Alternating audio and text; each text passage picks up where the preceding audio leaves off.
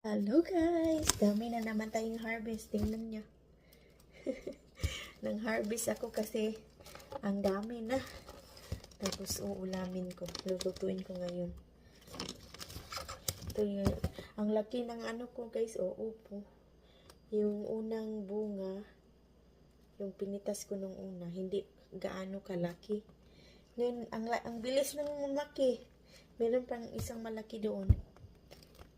Pero tingnan nyo ang ampalaya guys, napaka-cute. Ito yung sa ato pa, binasaya. So, hindi na to lalaki.